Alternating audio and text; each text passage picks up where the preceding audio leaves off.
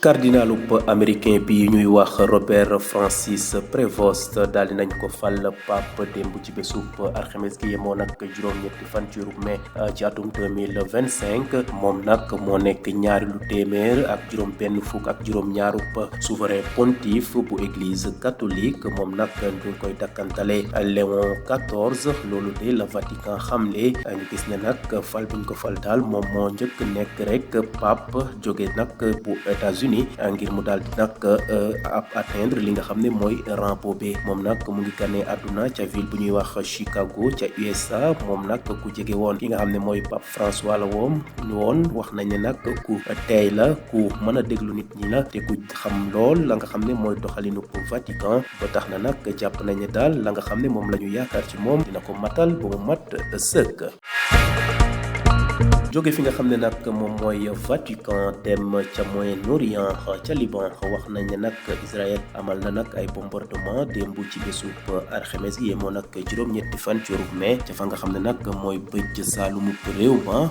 wax nañ ne nag faat nañ fa ab benn nit Israël nag wax na ne ay infrastructure militaire bu Hezbollah daal la doon bombardé ñu gis ne nag ginnaaw bu ñu tëggee la nga xam ne moom mooy cessez-le-feu boobu ak léegi am lu tolloog juróomi weer ci xeex bi nga xam ne moo doxoon ci diggante Israël ak Hezbollah teewul Israël mu ngay rocceeku nag di amal ay bombardement te fa nga xam ne nag mooy bëj saalumu pays di Cèdre di Liban ay avion israélien nag bombardé nañu fa nga xam ne moom mooy région bu Nabitaye lu tolloog bombardement yu am solo sax la ñu def ca wetu frontière ba digganteem ak ñoom tollu fukk ak ñaari kilomètre ci diggante Israël ak Liban loolu de la agence de presse officielle bu libanaise xamle di ANI.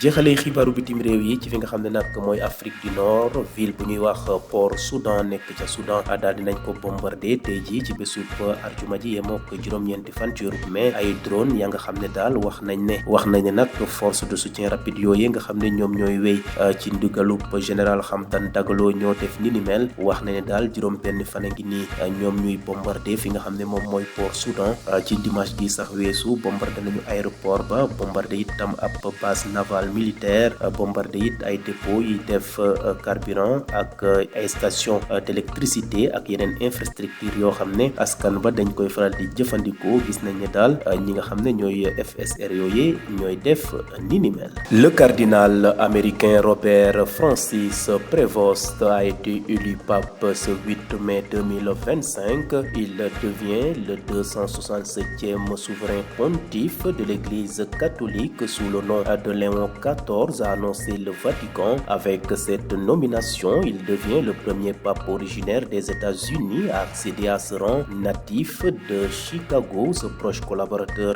du pape François, discret et réservé, a la réputation au sein de la curie, le gouvernement du Vatican, d'être un modéré capable de concilier des points de vue divergents. Quittons le Vatican pour le Moyen-Orient. Le Liban a fait état de nouveaux bombardements israéliens qui ont visé hier jeudi 8 mai le sud du pays et tué au moins une personne. Israël affirmant avoir ciblé des infrastructures du Hezbollah et en début d'un cessez-le-feu conclu il y a plus de 5 mois après une guerre ouverte entre Israël et le Hezbollah. Israël continue de mener régulièrement des frappes sur le Liban, surtout dans le sud du pays. Des avions de guerre israéliens ont mené une attaque aérienne d'envergure contre la région de Nabitaye, lancé une série de frappes intenses en 2 vagues sur une zone montagneuse située à environ 12 km de la frontière avec Israël, a rapporté l'agence de presse officielle libanaise ANI.